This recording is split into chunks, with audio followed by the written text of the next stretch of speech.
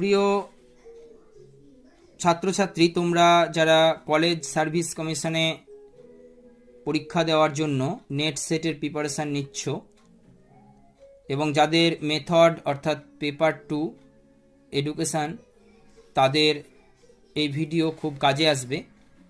তো আগের ভিডিওতে আমি 25 নাম্বার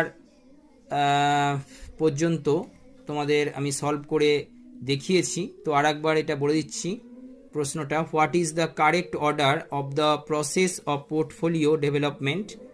কোন কারেক্ট অর্ডারে পোর্টফোলিও ডেভেলপমেন্টের প্রসেস সেটা দেখে নাও। প্রথমে এ অর্থাৎ হচ্ছে কালেকশন, তারপরে হচ্ছে ডি মানে রিফ্লেকশন, তারপর সি মানে রিডাকশন, তারপরে হচ্ছে বি মানে হচ্ছে ডিসপ্লে। এই অর্ডারে থাকবে। নেক্সট হচ্ছে which of the following is or are examples of alternatives assessment. এই প্রশ্নের উত্তর হবে রেসপন্স, জার্নালস অ্যান্ড পোর্টফোলিও, অর্থাৎ option 2 A and B. Next প্রশ্ন হচ্ছে arrange the below listed requirements of an individuals education plan IEP in sequence from beginning to end. এই প্রশ্নের উত্তর আসবে অপশান 2, অর্থাৎ প্রথমে সি, তারপরে আসবে তোমার এ, তারপরে আসবে ই, তারপরে আসবে ডি, তারপরে আসবে লাস্ট বি। নেক্সট হচ্ছে arrange the following scales of measurements in a descending order from higher scale to lower scale. এই প্রশ্নের উত্তর হবে অপশান 3, অর্থাৎ তোমার প্রথমে আসবে বি রেশিও, তারপরে ডি হচ্ছে ইন্টারভ্যাল, তারপরে এ হচ্ছে অর্ডিনাল, তারপরে সি নমিনাল।